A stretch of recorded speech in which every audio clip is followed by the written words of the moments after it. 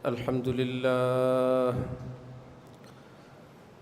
لله وكفى وسلام على عباده الذين اصطفى أما بعد فأعوذ بالله من الشيطان الرجيم بسم الله الرحمن الرحيم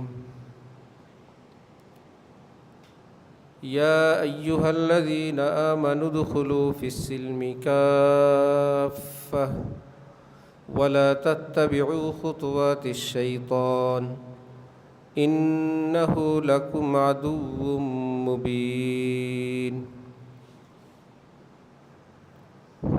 صدق الله مولانا العظيم وقال رسول الله صلى الله تعالى عليه وسلم ما تركت بعدي فتنة أضر على الرجال من النساء وقال رسول الله صلى الله تعالى عليه وسلم النساء حبائل الشيطان وقال رسول الله صلى الله تعالى عليه وسلم فيما يرويه عن ربه تبارك وتعالى النظر سهما من سهام إبليس مسموم من تركها مخافتي أبدلته إيمانا يجد حلاوته في قلبه أو كما قال النبي صلى الله تعالى عليه وسلم মোহতারাম মুসল্লিয়ানি কেরাম, আমি আল্লাহ পাক রব্বুল আলামিনের পবিত্র কালামের অংশবিশেষ তেলাওয়াত করলাম এবং হযরত রাসূল করিম সাল্লাল্লাহু আলাইহি ওয়াসাল্লামের কয়েকখানা হাদিস শরীফ পাঠ করলাম। আল্লাহ পাক কুরআন শরীফ এবং হাদিস শরীফের কামেল হেদায়েত আমাদের সবাইকে নসিব ফরমান। কোরআনে পাক এবং হাদিসে পাকের সহি এলেম, সহি বুঝ আল্লাহ আমাদের সকলকে দান করেন। আমাদের জীবনের সমস্ত গুনাহ মাফ করে দেন। আমাদের মা বাবা, আপনজন, প্রিয়জন সকল মুসলমানের গুনাহ মাফ করে দেন। সকল মুসলমানের तमाम হাজত জরুরত আল্লাহ গায়েব থেকে সসম্মানে পুরা করে দেন। হযরত রাসূল করিম সাল্লাল্লাহু আলাইহি ওয়াসাল্লাম ইরশাদ করেন, আমি পৃথিবী থেকে চলে যাচ্ছি, আমার উম্মতের পুরুষদের জন্য নারীর ফিতনার চাইতে আর কোনো বড় ফিতনা আমি রেখে আসিনি। আমার উম্মতের পুরুষদের জন্য সবচাইতে বড় বিপদ, সবচাইতে বড় ঝুঁকি, সবচাইতে বড় আতঙ্ক এবং আশঙ্কার একটা বস্তু আমি রেখে যাচ্ছি, সেটা হলো নারীর ফিতনা। নামাজের কথা হয়, রোজার কথা হয়, হজ জাকাতের কথা হয়, খেদমত মেহনতের কথা হয়, ওজিফার কথা হয়, ইসলামের হাজারো বিষয়ের কথা হয়। যা হয় তার চাইতে বাকি থেকে যায় আরও বেশি।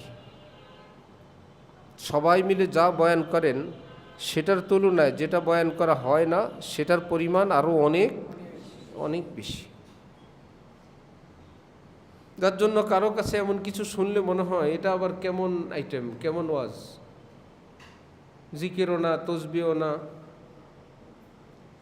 সূরা ইয়াসিনের ফাজাইল না, ইত্যাদি ইত্যাদি। হেদায়া কিতাব আমাদের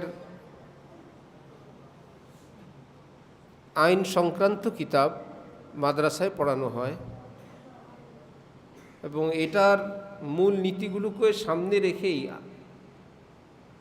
একটু হেরফের করে ডান বাম করে আইনের কিতাব এবং ব্যারিস্টারের কিতাব লেখা হয়েছে ইংরেজিতে। সেটা ইংরেজিতে হয়ে যাওয়াতে সেটা পড়লে হয় ব্যারিস্টার, আর সেটার মূল যেটা আরবিতে সেটা পড়লে হয় হুজুর এবং মৌলানা সাহেব। যেটা মূলটা আরবিটা সেটা পড়লে হয় মৌলানা সাহেব, আর এটার ইংলিশ অনুবাদ যেটার মধ্যে আরও ডাইন বাম করা হয়েছে সেটা ভালো করে পড়লে কি হয়ে যায়? ব্যারিস্টার। 4 খণ্ডের কিতাব, ইসলামী আইন সংক্রান্ত কিতাব, একজন মুসলমানের জীবনের যাবতীয় বিধিবিধান।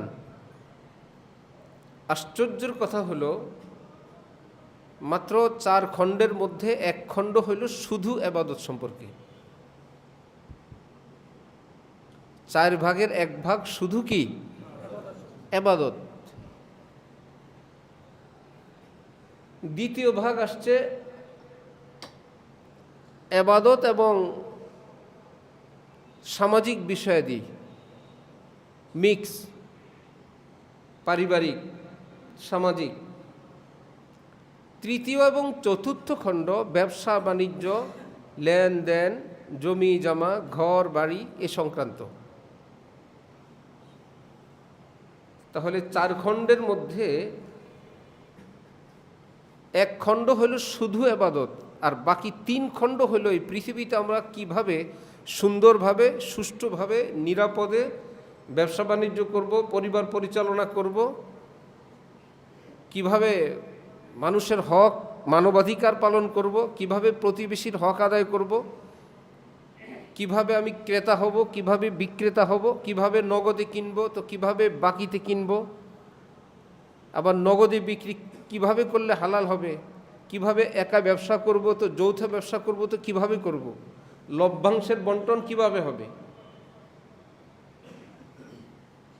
সেগুলো মাদ্রাসায় পড়ানো হয়। এই জন্য যে একজন মুমিনের সব কিছুই ঈমানওয়ালা হবে, একজন মুসলমানের সব কিছুই ইসলামওয়ালা হবে।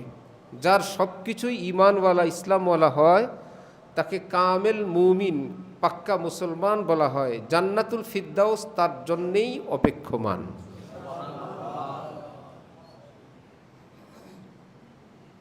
আর যিনি ঈমান ইসলামে কামেল হবেন না কিন্তু মুমিন কিন্তু মুসলিম, তার জন্যও জান্নাতে যাওয়ার ব্যবস্থা আছে জাহান্নাম হয়ে।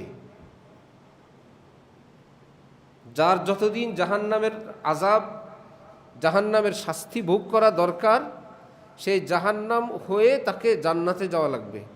আর যারা জাহান্নাম হয়ে জান্নাতে যেতে চায় না, কিভাবে সে জীবন যাপন করবে, কিভাবে ব্যবসা করবে, কিভাবে স্বামী স্ত্রী একে অপরের অধিকার পালন করবে ইত্যাদি ইত্যাদি, জীবনের সকল বিষয়ে কিভাবে আল্লাহ পাককে রাজি খুশি করে রাখবে, এর জন্য কোরআনে পাক, হাদিসে পাক এবং সেটা থেকেই ফিকহ, সেটা থেকেই মাসআলা মাসাইল। না বুঝার কারণে সাধারণ মুসলমান, এমনকি মাদ্রাসায় পড়ুয়া, এর চাইতে বেশি হলো যারা জেনারেল শিক্ষিত, তাই সেই ভাইয়েরা, সেই বোনেরা, আবেগ আছে কিন্তু সঠিক পদ্ধতি জানা নাই, সঠিক তথ্য জানা নাই। যেমন একজনের মদিনা মুনাওয়ারায় যাওয়ার আবেগ, এটা সত্য, কিন্তু মদিনা কোন দিকে এটা তার জানা নেই।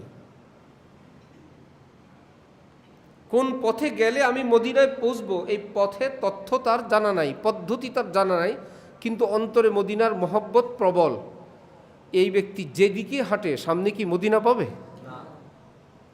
তাকে কিছু বলাই যায় না, সে বলবো আমার নিয়ত সহি। আরে বাবা, নিয়ত সহির পরে তো আপনার তো পথ চিনতে হবে, কোন পথে মদিনায় যাবে সেটা তো চিনতে হবে। আমাদের শায়েখ হযরত ওয়ালা ঢালকানগর আল্লামা শাহ আব্দুল মতিন সাহেব দামাত বারাকাতুহুম বলেন, অনেকে নেক মানুষ থেকে দিন শিখে। একজন দিনদার মানুষ, পরহেজগার মানুষ, নামাজি মানুষ, হযরত বললেন না তো, তার থেকে তো দিন শিখবে না। আমরা তো জানতাম এতদিন পর্যন্ত, ভাই দিনদার থেকে দিন শিখো। হযরত বলেন, আরে ভাই সেই বেচারা তার থেকে দিনের জজবা শিখো, আবেগ আগ্রহ স্পৃহা শিখো, তার মতো দিনদার হতে হবে। কিভাবে দিনদার হতে হবে সেটা শিখার একমাত্র জায়গা ওলামায়ে কেরাম।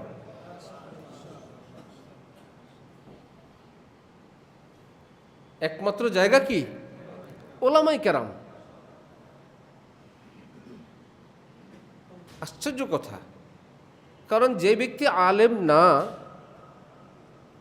অর্থাৎ ইসলামের কথা বলতে গেলে তিনি নিশ্চিত জানেন না এটা কি একদম ইসলাম, একদম সঠিক কথা, এটা যদি কেউ না জানে তার জন্য ইসলামের কথা বলা জায়েজ নেই।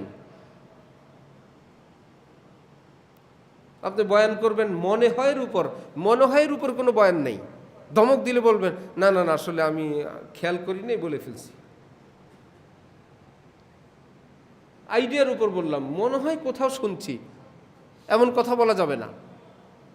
হযরত মাওলানা ইলিয়াস সাহেব রহমতুল্লাহি আলাইহি 6টা কথা মুখস্থ করে বললেন, আমার এই 6টার গোড়া আছে, এটা ধমক দিলেও তোমরা সরি বলতে হবে না, আমার পরীক্ষা নিরীক্ষা করা আছে, অনেক আলেম ওলামাদের কি দিয়ে টেস্ট করানো আছে, অনেক ল্যাবরেটরিতে টেস্ট করাইলাম, শাইখুল হাদিস জাকারিয়ার মতন পৃথিবী বিখ্যাত আলেম পরীক্ষা করে দিয়েছেন। এই 6টা বলতে তোমাদের কোনো ভয় নাই, নির্বিঘ্নে বলবা সারা দুনিয়ায়। যারা আলেম না, খবরদার এই 6-এর বাইরে যাও না, কোন বিপদে পড়ো ঠিক নেই। তুমি মনে করবা দিন, পরে জানবা দিন না। শোনা কথা ওয়াজ, শোনা কথা বয়ান, রাস্তার কথা, মোবাইলের কথা, ফেসবুকের কথা, ইউটিউবের কথা, অনুমানের কথা, যুক্তিযুক্ত কথা, এটা তো যুক্তিতে আসে। হযরত আলী রাদিয়াল্লাহু তাআলা আনহু, যারা 4 খলিফার একজন, হাসান হুসাইনের বাবা, হযরতে ফাতেমা রাদিয়াল্লাহু তাআলা আনহার স্বামী, এত বড় ব্যক্তি, তিনি বলেন লাউ কানা দ্বীনু বির-রাই লাকানা মাসহু বাতিনিল খুফফি আওলা মিন জাহিরিহি। এবারও তো একটু এদিক সেদিক আছে। মাফহুম অর্থ হলো, ইসলামের বিষয়গুলো যদি যুক্তিতেই আসতো, সব যেটা যুক্তিতে আসে সেটা ইসলাম, যেটা যুক্তিতে আসে সেটা ইসলাম, যুক্তিতে আসে না সেটা ইসলাম না, ইসলামের বিধানগুলো যুক্তি নির্ভর হতো, তাহলে যেই মুজার উপরে মসেহ করা জায়েজ, শরীয়ত সম্মত এক ধরনের মুজা, সেটাতে মসেহ করা, পা না ধুয়ে উজু করবেন সব, কিন্তু পায়ে মুজা আছে, আপনি সেই মুজাটা খুলতে হবে না, এই আমাদের দেশি মুজা না। তিনি বলেন মুজার নিচের অংশ মসেহ করা উত্তম হতো উপরের অংশের চেয়ে, অথচ ইসলাম বলছে উপরে একটু ডলা দিয়ে দাও। কি করব, যুক্তির এখানে কোনো হিসাব নাই। এখানে ইসলাম শব্দের অর্থই হলো গারদান নিহাদান বাতাত, আল্লাহ রসুল যা বলেন সব কিছুর সামনে নিজের মস্তক অবনত করে দেওয়া নিঃশর্তে, এর নাম কি? ইসলাম। সেখানে নিজের যুক্তি দাঁড় করানো, বোঝা গেল আমি মাথা নোয়াই নাই, আমারও কথা আছে। আল্লাহ বললেন তওবা করলে আমি সবাইকে মাফ করে দিব, আপনি বললেন আমার বুঝে আসে না। আচ্ছা, আপনিও সহকারী খোদা একজন, খোদা তো বলছেন মাফ করবেন, আপনি খোদার পরের স্থানে আছেন, আপনি বিরোধী দলে আছেন, আগামী নির্বাচনে আপনি ক্ষমতায় যাবেন। রব্বুল আলামিন বলতেছেন তওবাকারীকে আমি সব মাফ করে দিব, আপনি বললেন আমার তো বুঝে আসে না। ভাই আপনি বলেন যে হ্যাঁ ভাই, কোরআনে যদি থাকে 100 ভাগ সত্য, হাদিসে যদি থাকে, আলেমরা যদি বলেন নিশ্চয়ই তিনি, যিনি মালিক তিনি ক্ষমা করলে, এখানে ঠেক দেওয়ার কে? এখানে যুক্তি দেওয়ার কে? এখানে তো আমরা যুক্তি দেওয়ার কেউ না। তো হযরত আলী রাদিয়াল্লাহু তাআলা আনহুর মতো ব্যক্তি বলতেছেন এখানে যুক্তিতে নয়, বরং আল্লাহ এবং রসুল যা বলেন সেটাই।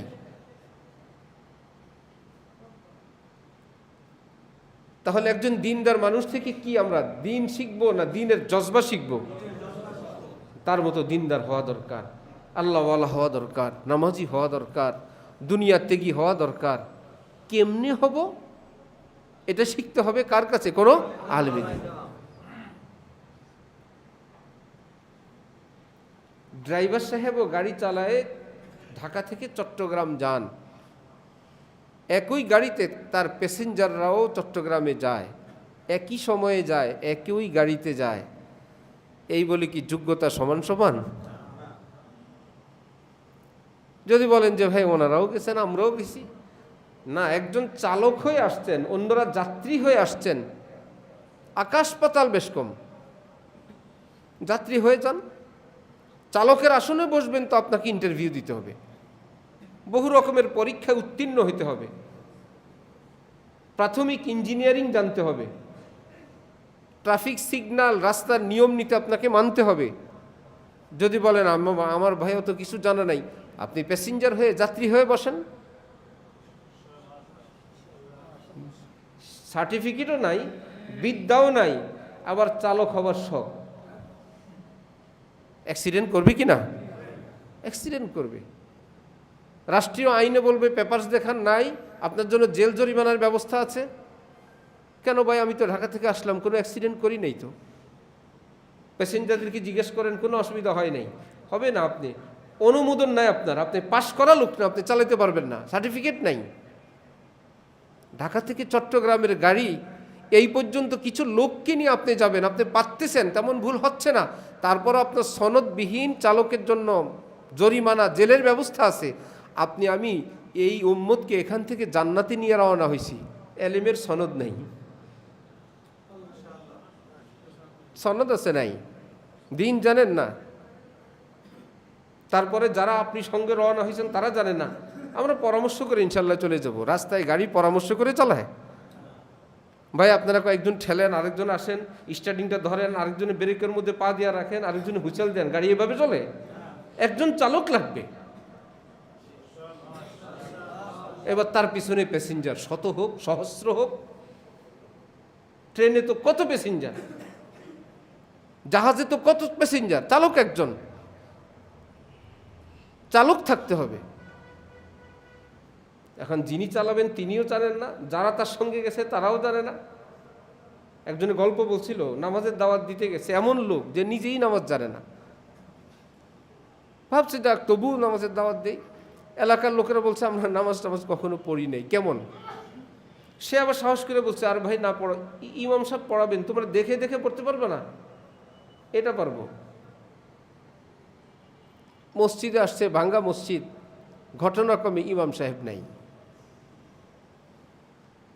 এখন তাদেরকে সে আগেই বলছে, একদম আল্লাহু আকবার বলে শুরু করবা, সালাম ফিরে নামাজ শেষ করবা, এরপরে মধ্যখানে ইমাম যা করে তাই করবা।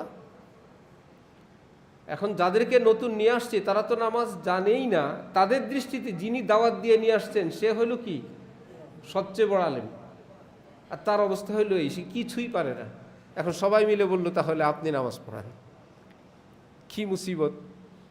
এখন সে আল্লাহু আকবার বলে দাঁড়াইছে, সবাই আল্লাহু আকবার বলে দাঁড়াইছে, তো পারে না, সূরাও পারে না, কেরাতও পারে না, ভয়ে অনেকক্ষণ দাঁড়ায় থেকে ডাইনে তাকাইছে, সবাই ডাইনে তাকাইছে। আগেই শিখাইছে না ইমাম সাহেব যা করবেন, সে কি নামাজের অংশ হিসেবে তাকায় না ভয়ে তাকায়? সে তো ভয়ে তাকায়। এরপর আস্তে বায়ে তাকাইছে, সবাই বায়ে তাকাইছে, নামাজ চলতেছে। এখন সে এক কদম আগাইছে, সবাই এক কদম আগাইছে, সে দিছে দৌড়, সবাই দিছে দৌড়, নামাজ চলতেছে। এখন দৌড়াইতে দৌড়াইতে সে তো এক বিপদ, যে ভাই এরা যায় না কেন? আর পিছন দিক থেকে একজন বলল, হুজুর সালাম ফিরিয়ে দেন, সালাম ফিরিয়ে দেন হুজুর। এই করবি ইমামতি? এ তো শোনা গল্প। আমাদের ঢালকানগর মাদ্রাসা আমরা যখন ছাত্র, স্টাফরা কয়েকজন নামাজ পড়বে, সহকারী বাবুর্চি, অফিসে বসে একজন বুড়া মুরব্বী আছে, সাধারণ মানুষ, নামাজি মানুষ। ওই যে বললাম দিন শিখবেন আলেমের কাছে, দিনদারের কাছে না, তার থেকে জজবা শিখবেন, আবেগ শিখবেন, ভালো হওয়া দরকার। তো আমাদের খুব আদর করতেন আমাদের ভুইয়া সাহেব, আমরা ছাত্র জামানায় বলতো মোহতামিম, পড়ালেখা শেষ হলে মোহতামিম হবে। তো ভুইয়া সাহেবরা শহরের মাঝে দাঁড়াইছেন, সহকারী বাবুর্চি হেল্পার ইব্রাহিম, সে হলো ইমাম, কত বড় বিজ্ঞ ইমাম। ঘটনাক্রমে ইমাম প্রথম রাকাতে সূরা ফাতিহা পড়ে কুল আউযু বিরাব্বিন নাস পড়ছে। প্রথম রাকাত শেষ করে দ্বিতীয় রাকাতে যখন দাঁড়াইলো আলহামদুলিল্লাহ শেষ করে সে দাঁড়ায় আছে। ইমামের হইল এলেমের এই অবস্থা, মুসল্লি হইল আমাদের ভুইয়া সাহেবরা। কিভাবে লোকমা দিবেন, কি বলে তাকে লোকমা দিবেন? ভুইয়া সাহেব পিছন দিক থেকে খুব যত্ন সহকারে আস্তেই করে বলতেছে, ইব্রাহিম কুল হুয়াল্লাহ পড়ো। ইব্রাহিম, এই লোকমা দেওয়াতে নামাজ আছে? এই লোকমার পরে যদি ইব্রাহিম কুল হুয়াল্লাহ পড়ে তার নামাজ হবে? হবে না। যত সুন্দর করে দিবেন। আল্লাহু আকবার। এলেম একটা ভিন্ন জিনিস, এটা গল্প গুজবে হয় না। এলেম অর্থ এলমে ওহি। অনেকে মানুষকে খুব আবেগ দেখায় যে নিজেরা কোরআন হাদিস পড়ে পড়ে শিখবেন। ইকরা বিসমি রাব্বিকাল্লাযী খালাক, কোরআনে আছে, পড়ুন। কোরআন পড়ে পড়ে শিখবেন। কোরআন পড়ে পড়ে মাসআলা শিখা এটা আপনাদের কাজ তো না, আমাদের কাজও না।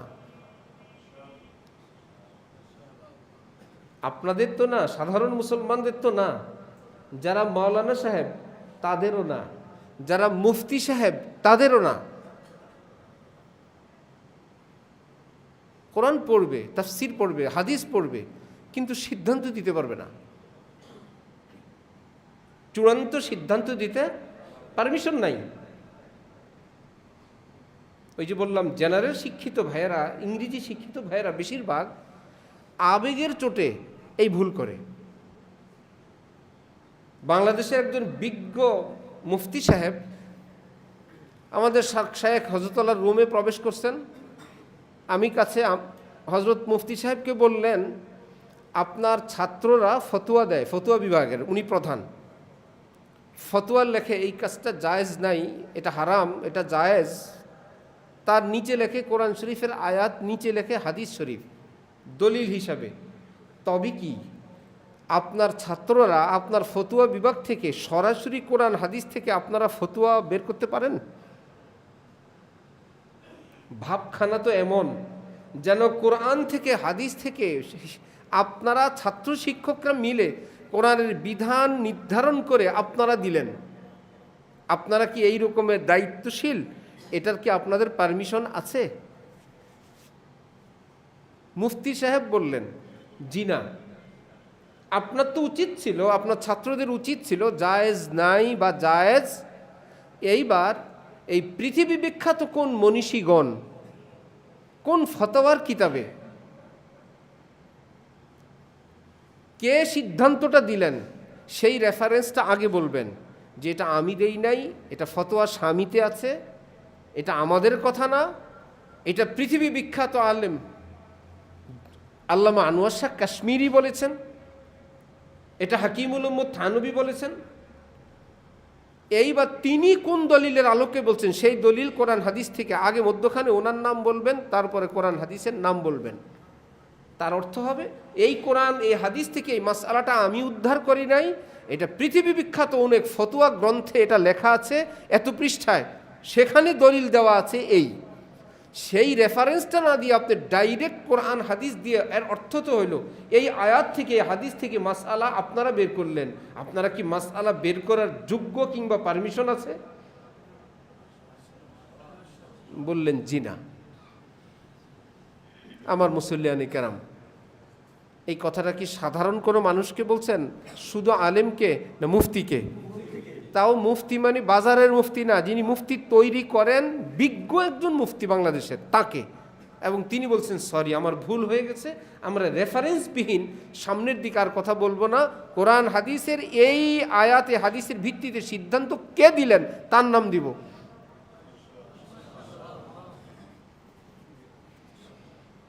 আমরা যদি এই নীতিতে আসতাম, আমরা আমাদের সমাজ, যে আমি বলবো না কোরআন হাদিস থেকে, যারা বড় কোরআন হাদিস থেকে বলতে জানেন তারা কে বললেন আমি সেটা বলবো,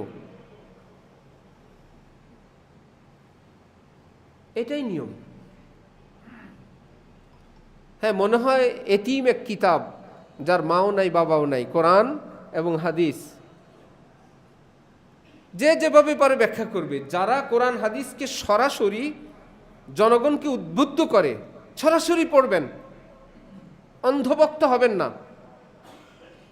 এই মানুষগুলোকেই দেখা যায় তারা নিজেদের চিকিৎসার জন্য চিকিৎসা বিজ্ঞানের বই পুস্তক কিনে সরাসরি মেডিসিন খায় না। নিজেরা নিজের পরিবার পরিজনের জন্য যারা বলে সরাসরি কোরআন হাদিস থেকে শিখবেন, তারা আবার সরাসরি মেডিকেলের বই পুস্তক কিনে কিনে ওষুধ খায় না। কি করে? এই বই পুস্তক পড়ুয়া কোনো বিজ্ঞ ডাক্তারের কাছে যায়। আবার ডাক্তারও কি করে? এটা লিখে দেয়, পাশে কোনো দলিল প্রমাণ লেখে না, ট্যাবলেটের পাশে বইয়ের নাম লেখে, এটা অমুক কিতাবে আছে লেখে, এত পৃষ্ঠায় আছে লেখে, আমি পড়াশোনা করেছি, এটা আমার অভিজ্ঞতার আলোকে এই প্রেসক্রিপশন, পছন্দ হলে খান, নইলে আরেক ডাক্তারের কাছে যান। তারা বলে না আমরা কেন অন্ধভক্ত হব ডাক্তারের, ডাক্তার লিখবে আর আমরা খাবো। আমরা কেন খাবো?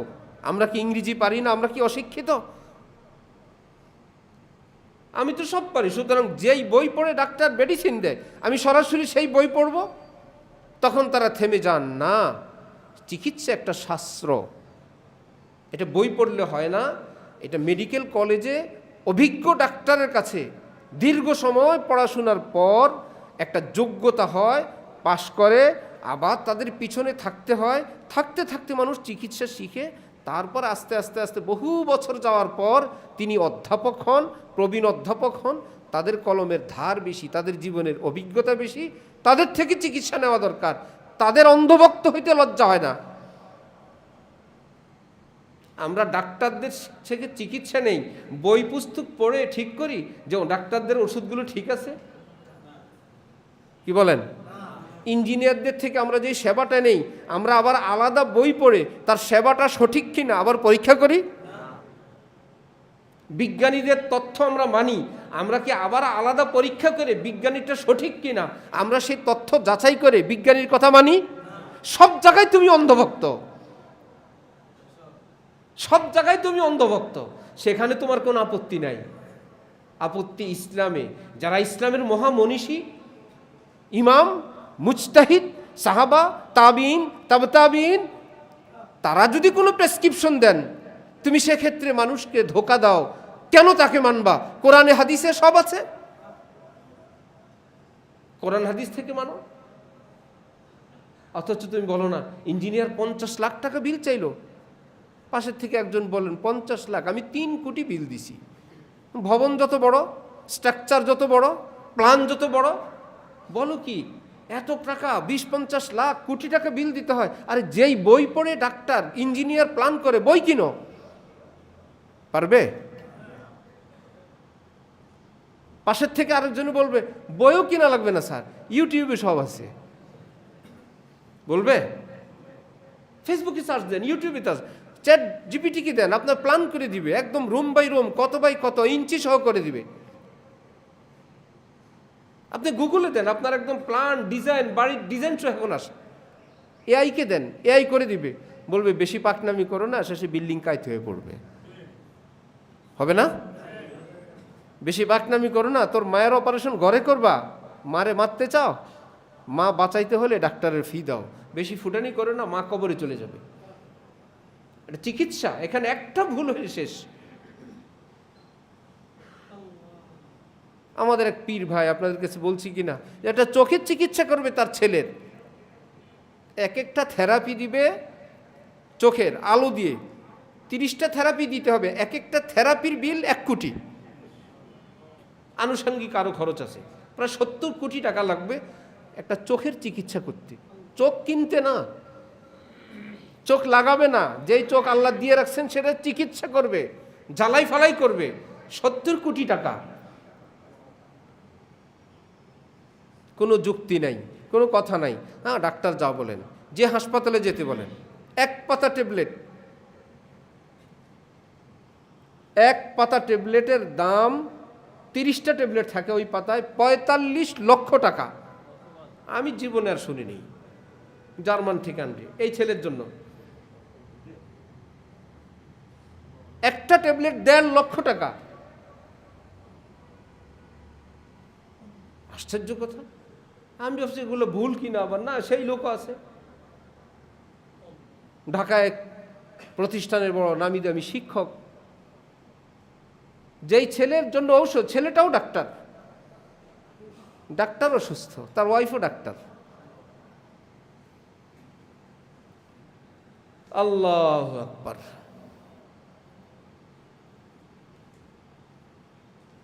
আল্লাহ আমাদেরকে সঠিক জায়গা থেকে দিন শেখার তৌফিক দান করে। তাহলে ইঞ্জিনিয়ারিং প্রেসক্রিপশন যদি একজন ইঞ্জিনিয়ার দিবেন, আমি আপনি যদি সেটা তার যোগ্যতা, অভিজ্ঞতা, তার সুনাম সুখ্যাতির বিবেচনায় যে তিনি একজন গ্রহণযোগ্য ইঞ্জিনিয়ার, আমি যদি মেনে নিতে পারি তিনি একজন স্বনামধন্য একজন ডাক্তার, আমরা যদি তার প্রেসক্রিপশন মেনে নিতে পারি, মেনে নেওয়া নিরাপদ মনে করি, তিনি একজন চালক, তিনি চালাবেন, এত বড় শিল্পপতি পিছনে চুপ করে বসে থাকে, ড্রাইভার সাহেব যেভাবে চালান সেভাবে, কেন? এই কাজে সে পারদর্শী, সে চালাবে। সবই যদি এমন হয়, তাহলে ইসলামের ক্ষেত্রে কোরআনে পাক হাদিসে পাক থেকে মাসআলা উদ্ধার করার ক্ষেত্রে এটা কি আমরা করব না অভিজ্ঞরা করবেন? অভিজ্ঞরা করবেন। তাদেরকে ইসলামের ভাষায় বলে আকাবির। তাদেরকে কি বলে? আকাবির, মহা মনীষীগণ। তারা রাস্তা বাতলাবেন, আমরা সেই পথে চলব। তাহলে আলেম ওলামারা মাদ্রাসায় পড়ে কি করেন? ওই আকাবিরের বাতলানো পথ সেটা শিখেন, উম্মতকে শিখান। নিজেরা রাস্তা তৈরি করেন না, তৈরি করা রাস্তার সন্ধান শিখেন। যেমন এমবিবিএস ডাক্তার কি করে? ওষুধ তৈরি করে, আবিষ্কার করে। তো পড়ালেখা কি করে? আরে বাবা, যারা চিকিৎসা বিজ্ঞানী ছিলেন তারা যে ঔষধগুলো লিখে গেছেন মাত্রা সহ, আমি ওগুলো মুখস্থ করি। ও নাম মুখস্থ করে ডাক্তার? হ্যাঁ, আপনি ওষুধ বানাইতে পারেন না? না না বাবারে, ঔষধ বানাবো আমি। যারা ঔষধ বানায় মাত্রা ঠিক করে গেছেন নাম টাম সহ, আমরা কিছু নাম মুখস্থ করি, বাকিগুলো বিপদে পড়লে মোবাইল খুলি, কম্পিউটার থেকে নাম লিখি। ও এই ডাক্তার, হ্যাঁ এটাই ডাক্তার। আপনি ওষুধ বানাইতে পারেন না? না, ঔষধ বানানো ডাক্তারের কাজ না, এটা চিকিৎসা বিজ্ঞানীদের কাজ। তাহলে মাসআলা বানানো আলেমদের কাজ না, যারা এলেমের বিজ্ঞানী, যারা আকাবির, তাদের কাজ। তারা সেটাকে মাসআলা বানায় তৈরি করে রেখে গেছেন। আলেমরা কোথায় কি রেখে গেছেন সেটা মুখস্থ করবেন। তাহলে সাধারণ মুসলমানরা যদি বলে যে আমরা ডাইরেক্ট কোরআন হাদিস থেকে বের করব, এই পন্থা, এই পদ্ধতি কি নিরাপদ না অনিরাপদ? কিন্তু ওই যে বললাম, এতিম কিতাব, যে যার মতন বলতে পারে, যে যার মতন ফেসবুকে স্ট্যাটাস দিতে পারে, আবার বলে যে ইসলাম প্রতিষ্ঠা করার জন্য এখানে লেবাসের প্রয়োজন নাই, দাড়ির প্রয়োজন নাই। এগুলো সব অন্ধ কথা। নবীজি তো জুব্বা পরছেন, সেই দেশের পোশাক জুব্বা। আরবের পোশাক কি? জুব্বা। সুতরাং এটা কোনো জরুরি বিষয় না। নবীজি আরবি ছিলেন বলে সেখানে খেজুর খেতেন, পাকিস্তানি হলে রুটি খেতেন, নবী বাংলাদেশে আসলে কি খেতেন? ভাত খেতেন।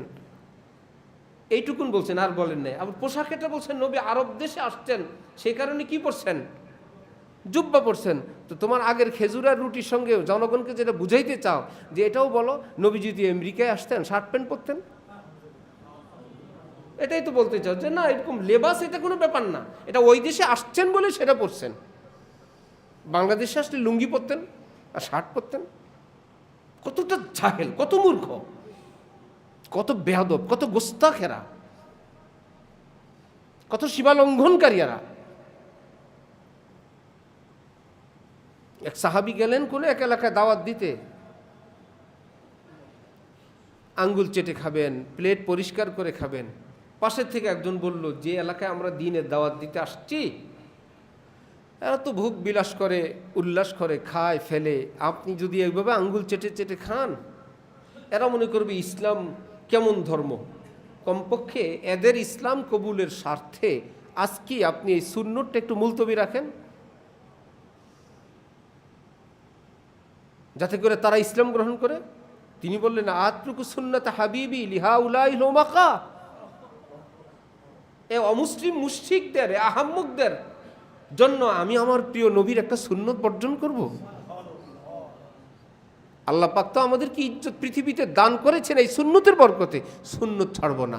কে ইসলাম গ্রহণ করে করে, কে করে না সেটার জবাব সে দিবে। আমি আমার প্রিয় নবীর একটা সুন্নত ছাড়ব না। আমার তো কাজ, আমার যা করা সেটা আমিই করব। এখন মানুষ হাসতে হাসতে সুন্নত ছাড়ে। ও সুন্নত এটা ছেড়ে দেওয়ার জিনিস। আচ্ছা নফল না মুস্তাহাব, বুঝছি। মুস্তাহাব মানে হলো না করার জিনিস। সুন্নত এটা তো না করার জিনিস। এভাবে ছাড়ে যে নফল ছাড়ে তার সিরিয়াল আসে কি ছাড়ার? সুন্নত ছাড়ার। যে সুন্নত ছাড়ে তার সিরিয়াল আসে কি ছাড়ার? ওয়াজিব ছাড়ার। যে ওয়াজিব ছাড়তে অভ্যস্ত হয় তার সিরিয়াল আসে কি ছাড়ার? ফরজ ছাড়ার। যে ফরজ ছাড়তে অভ্যস্ত হয় তার ধ্বংস হওয়ার দ্বার প্রান্তে পৌঁছে যায় ঈমান হারার। যখন তখন সে বেঈমান হয়ে যাবে। ইসলামের এত ধারা, এত উপধারা, এত ব্যাখ্যা, এত বিশ্লেষণ, কত কিছু আপনারা দেখতেছেন, শুনতেছেন, এবং সবাই ইসলামের কথা বলে। একটা মানে তো আরেকটা মানে না, এক অংশ মানে তো আরেক অংশ মানে না। কেউ একটা নিয়ে আছে তো আছেই। ভাই একজনে কোনো আমলের কথা বলেন, আরেকজনে এসে বললেন ভাই আমল ঠিক আছে, নিয়তটা আগে সহি করেন। এখন প্রথমজন বললো, আরেকটা নিয়তের যোগ দিল উনি, এতে করে আমলের ডিস্টার্ব হচ্ছে। আমার আমলের লোক হয়েছে আগে 10 জন, এখন নিয়তের মশকে লাগায় দেওয়াতে 6-7 জন হয়ে গেল। ভাই 6-7 জন যদি নিয়ত সহিওয়ালা হয়, গলত নিয়তওয়ালা 10 জন ভালো না সহি নিয়তের 6 জন ভালো? বুঝতে হবে যা হো আমার এই ভাই তো আমার কাজটা কবুলযোগ্য বানানোর ফিকির প্ল্যান নিয়ে আসছেন, না আমার বিরোধী কিছু না। আমি একটা কাজের কথা বলি, তিনি নিয়তের কথা বলেন। আমি নামাজের কথা বলি, তিনি উজুর কথা বলেন। দেখতে শোনা যায় 2 রকম। আমি দেই নামাজের দাওয়াত, আমার ভাই দেন উজুর দাওয়াত। খোঁজ নিয়ে জানা গেল ও উজু করলে তো আমি যেই নামাজের কথা বলি সেটাই কবুল হবে, উজুবিহীন তো আমার নামাজও কাজে লাগবে না। এটা বুঝতে হবে না? ওই উজু দিয়ে তো নামাজ পড়বেন। আর যদি বললো আরে ভাই উজু করবেন না, যেভাবেই পড়ুক নামাজ পড়ুক না, তো যেভাবেই পড়ুক নামাজ পড়ুক না, উজু সহ পড়তে হবে। উজুবিহীন নামাজ পড়লেই গুনাহ হবে। তাহলে ইসলামটা এক অংশ আরেক অংশ থেকে বিচ্ছিন্ন না, সবটা এক। শরীরে যে কোনো একটা অংশ অসুস্থ মানে লোকটা অসুস্থ। সেই লোকটাকে বলে লোকটা কি? পায়ে ব্যথা, লোক অসুস্থ। আঙ্গুলে ব্যথা, লোক অসুস্থ। কানের সমস্যা, লোক অসুস্থ। ব্রেনের সমস্যা, সারা দেহের কোনো একটা অংশ। এটা ব্যতীত সব সুস্থ, একটা অংশ অসুস্থ, লোকটাকে বলা হয় কি? অসুস্থ। সুতরাং ইসলামের একটা সাইড, 2টা সাইড ধরে যদি আমরা একদম সুস্থ নিজেকে মনে করি, অন্য সাইডগুলো যদি আমার ক্যান্সারে আক্রান্ত হয়, অসুস্থ হয়, তাহলে আমার ঈমান ইসলাম কি সুস্থ হবে না অসুস্থ? এটা অর্জন হবে বিজ্ঞ কোনো আলেমের নিকট।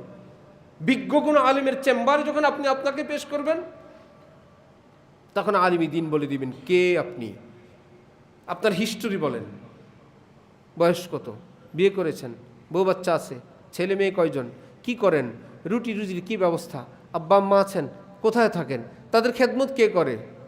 ওরে বাবা, ডাক্তাররা যেরকম জিজ্ঞেস করে না, তারা তাদের কথা জিজ্ঞেস করে। যেমন হিস্টোরি প্রয়োজন তেমন হিস্টোরি। ডায়াবেটিস আছে কিনা, হার্টের সমস্যা আছে কিনা, কি কি নিয়মিত ওষুধ খান, বলবে কিনা, জীবনে কখনো অপারেশন হয়েছে কিনা, কোনো থাইরয়েড আছে কিনা, তারা তাদেরটা বুঝবে। আবার কোনো আলেমের চেম্বারে গেলে তিনি আবার জিজ্ঞেস করবেন কোরআন পাক সহি শুদ্ধ কিনা, নামাজের মাসালা মাসাইল জানেন কিনা, আত্তাহিয়াতু পারেন কিনা, মা বাবা আছেন কিনা, খেদমত করার কেউ আছে কিনা, স্ত্রী আছে কিনা, আর তার আপনার রুটি রুজির কি ব্যবস্থা। এইবার আপনাকে তিনি বলবেন ঠিক আছে, আপনার জন্য আল্লাহর রাস্তায় 3 দিন গেলে আপনি যেতে পারেন। এই নিয়তে যাবেন। কোন নিয়তে? ছাত্র হবার নিয়তে, শিক্ষক হবার নিয়তে নয়। সাধারণ মুসলমানরা দাওয়াত তাবলীগে কি উস্তাদ হিসাবে যাবে না ছাত্র হিসাবে? ছাত্র হিসাবে, বিনা পরীক্ষায় পাস। ভাই পারি না দেখে তো ছাত্র, এটা ফেল সেটা ফেল সেটা ফেল। ভাই আমি তো ছাত্র। যদি বলেন আমি উস্তাদ উম্মতের ফিকিরে আসছি, উস্তাদ সাহেব পরীক্ষা দিতে আসেন, আপনি ফিকিরওয়ালা হয়ে গেছেন, আপনি কেমন যোগ্য হয়েছেন সেটা শোনান, তো সমানে ফেল করা লাগবে। তা ভাই এই লোকটা যায়, তার নিয়তটাকে একটু ঘুরাই, যদি দিন শিখতে আসছি এইবার দিন শিখ, আরেক ভাইকে বলে উদ্দেশ্য হয় এই ভাইকে বলার উসিলে যদি আল্লাহ আমাকে আমল করার তৌফিক দান করে। আমি উস্তাদ সাহেব, সে ছাত্র সাহেব, এই নিয়তে না।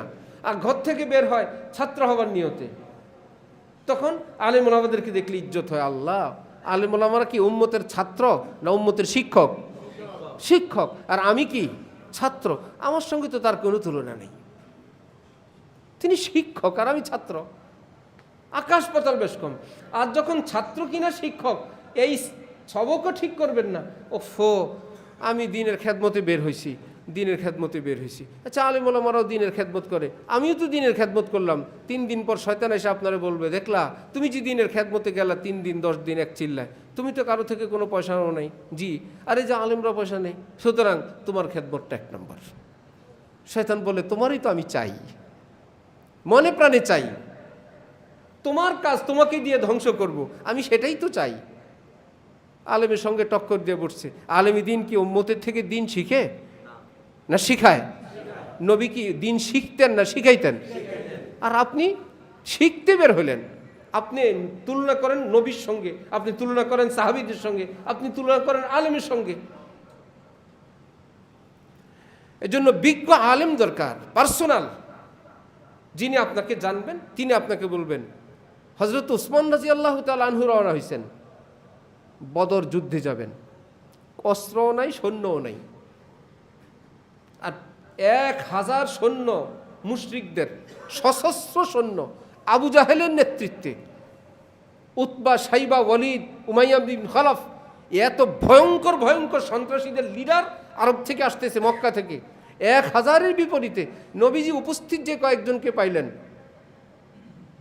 2টা ঘোড়া, 17টা ওট, 8টা তরবারি, আর জোর জজবায়, কেউ লাঠি ভাঙ্গে, কেউ গাছের থেকে ডাল লয়, একদম কি করবে। নবীর বয়ান শুনে এক একজনের এক এক অবস্থা। এখন 100 কিলোমিটারের দূর বদর, মদিনা থেকে রওনা হবেন। ওট কয়টা? 17টা। এখন 3 জন করে এক এক ওট, হযরত আলী, আবু উমামা, রাসূলুল্লাহ সাল্লাল্লাহু আলাইহি ওয়াসাল্লাম। তারা বললেন যে আমাদের ভাগ লাগবে না ইয়া রাসূলুল্লাহ, আমাদের ভাগ আপনাকে দিয়ে দিলাম, আপনি ওটের থেকে নামতে হবে না। হযরত আলী তার সাথী বললেন, নবীজি বললেন, কেন দিলে সওয়াব বেশি হবে? সওয়াবের তো আমারও দরকার।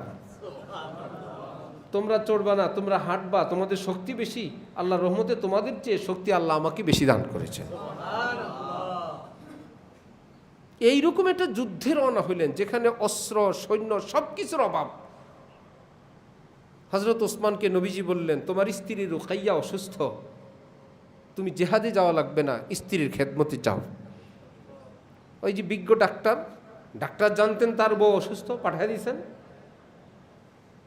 সাফরা নামক জায়গায় গিয়ে বললেন, আবু উমামা, মদিনা দেখাশোনার জন্য একজন দরকার, তুমি যাও।